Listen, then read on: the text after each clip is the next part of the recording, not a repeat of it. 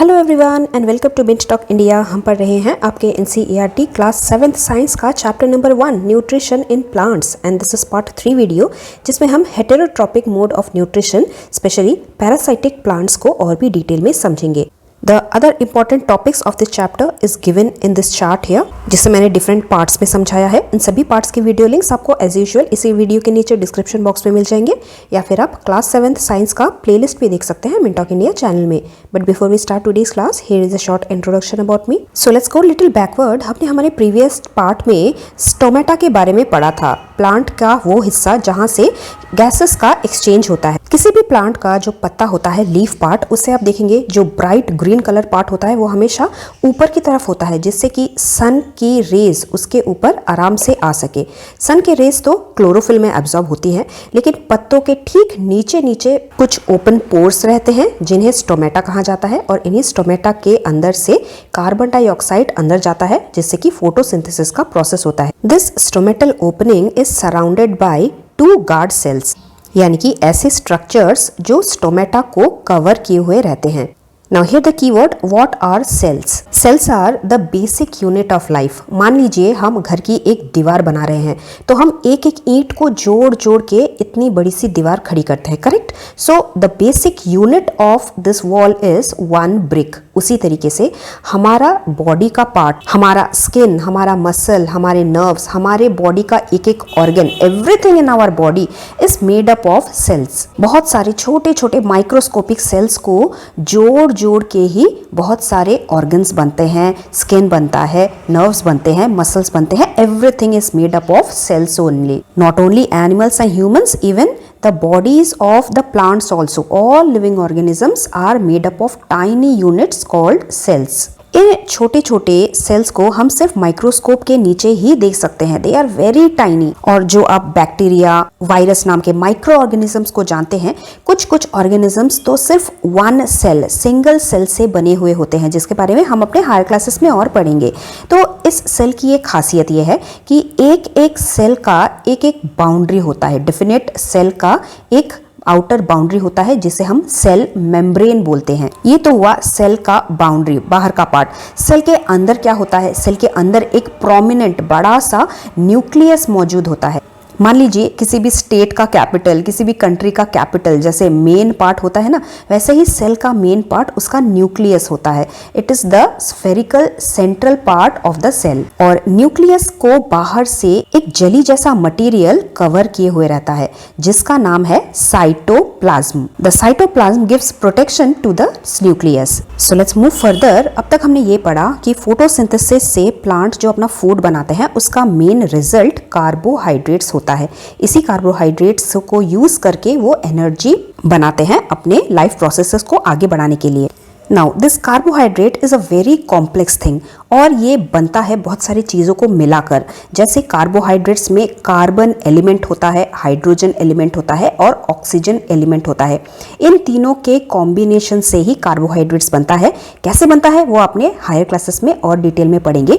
लेकिन जो प्रोटीन भी हमारे लिए बहुत इंपॉर्टेंट है, प्लांट्स के लिए भी बहुत इंपॉर्टेंट है, प्रोटीन में along with the carbon, hydrogen and oxygen, even nitrogen is also a very important vital part. बिना नाइट्रोजन के प्रोटीन बन ही नहीं सकता। तो प्लांट ने जो फोटोसिंथेसिस किया, उससे उनको कार्बोहाइड्रेट तो मिल गया, लेकिन वो प्रोटीन कैसे बनाएंगे अपने लिए? नाइट्रोजन उन्हें कहाँ मिलेगा? So you already know very well that हमारे एयर में नाइट्रोजन का परसेंटेज बहुत हाई होता है। It is readily available in our air. लेकिन जैसे वो कार्बन डाइऑक्साइड बहुत ही आराम से एयर से ले सकते हैं, नाइट्रोजन को प्लांट के अंदर लेने के लिए ऐसा कुछ खास फीचर नहीं है। Plants can not absorb nitrogen from the air, तो इस चीज के लिए उन्हें हेल्प लेनी पड़ती है।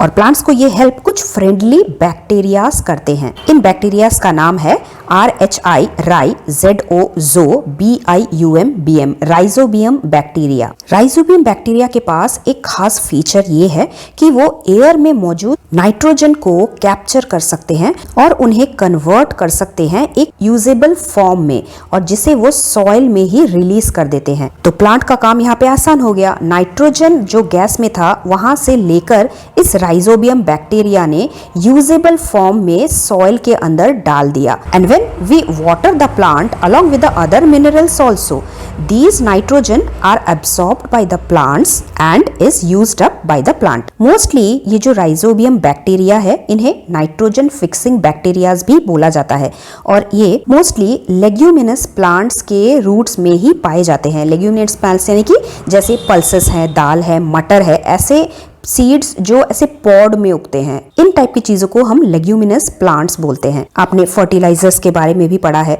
तो कभी कभी फार्मर्स ऐसे फर्टिलाइजर्स भी ऐड करते हैं जिसमें नाइट्रोजन मौजूद हो, तो उन टाइप के फर्टिलाइजर से सॉइल में नाइट्रोजन आ जाता है और फिर ये प्लांट्स रूट के जरिए अलॉन्ग विद द वाटर उस नाइट्रोजन को अपने प्लांट में ले लेते हैं और इस तरीके से the plant fulfills their requirement of nitrogen and they can synthesize proteins and vitamins for them. So till now we have studied that there are some green plants who are autotrophs because they can produce their own food by the means of photosynthesis. And what they produce carbohydrates, they produce proteins and vitamins with the help of nitrogen fixing bacteria.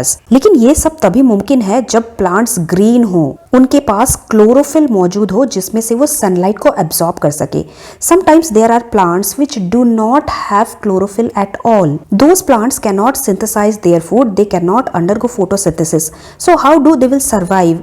In fact, उन्हें तो nutrition की जरूरत है जिंदा रहने के लिए। So those kind of plant opt for other modes of nutrition. What is the other mode? Autotrophic mode के ही opposite heterotrophic mode of nutrition हमने जस्ट 2 लाइंस हमारे पार्ट 1 वीडियो में पढ़ा था। The definition of heterotrophic mode of nutrition is a type of nutrition in which an organism depends on other plants और animals for their food. तो जिन plants के पास अपने खुद का फोटोसिंथेसिस करने का कोई तरीका नहीं है, वो दूसरों पे डिपेंड करेंगे अपने फूड के लिए, और वो होते हैं specially non green plants like what we can see in this picture.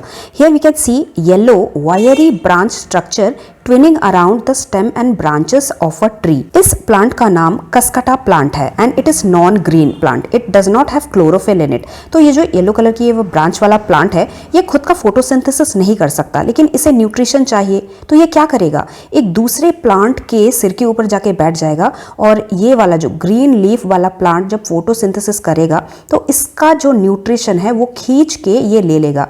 It is something like stealing, जैसे चोरी करना। This type of plant takes readymade food from the plant on which it climbs, और जिस पेड़ पे वो जाके climb करता है उस ग्रीन प्लांट को हम HOST होस्ट प्लांट बोलते हैं। The plant on which it is climbing is called the host plant. और क्योंकि ये कसकटा प्लांट अपने होस्ट प्लांट का सारा न्यूट्रिशन खींच लेता है, इसके ग्रीन प्लांट को खुद कोई भी न्यूट्रिशन रहने नहीं देता।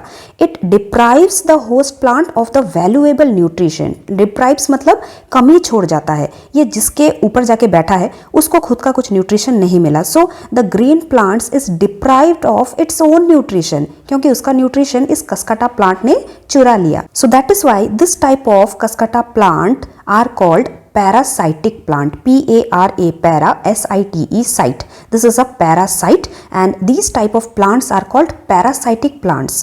The definition of parasitic plant is a type of plant that climbs on a host tree and takes and derives all the nutritions from the host tree. This is a type of heterotropic mode of nutrition, और इनको parasites इसलिए बोला जाता है because they deprive the host of the valuable nutrients and harm the host by causing disease.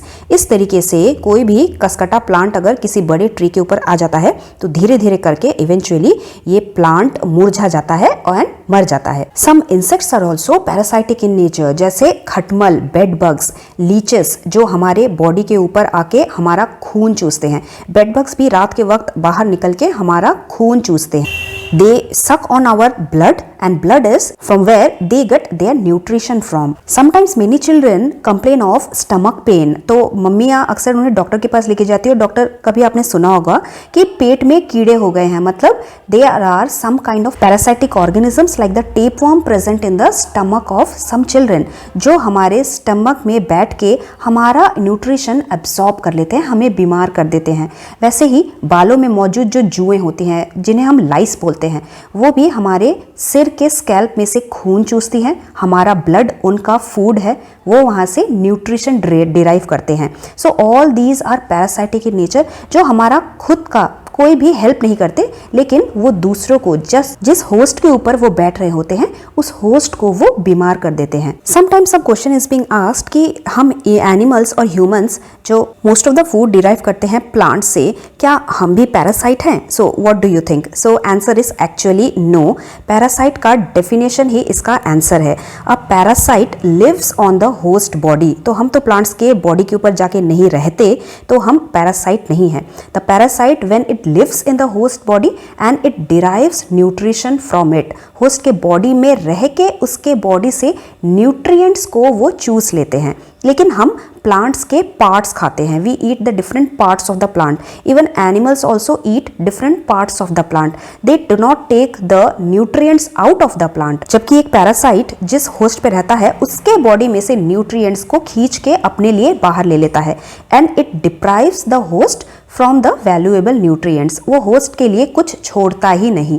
It harms the host and eventually it causes disease. So this was parasitic mode of nutrition, that is a sub part of heterotrophic mode of nutrition number 1। Second है कुछ ऐसे plants जो insects खाते हैं, those who are called insectivorous plants, because वो photosynthesis नहीं कर सकते लेकिन उन्हें फिर भी न्यूट्रिशन की जरूरत होती है। So that we will study in our next part. So thank you very much, bye bye.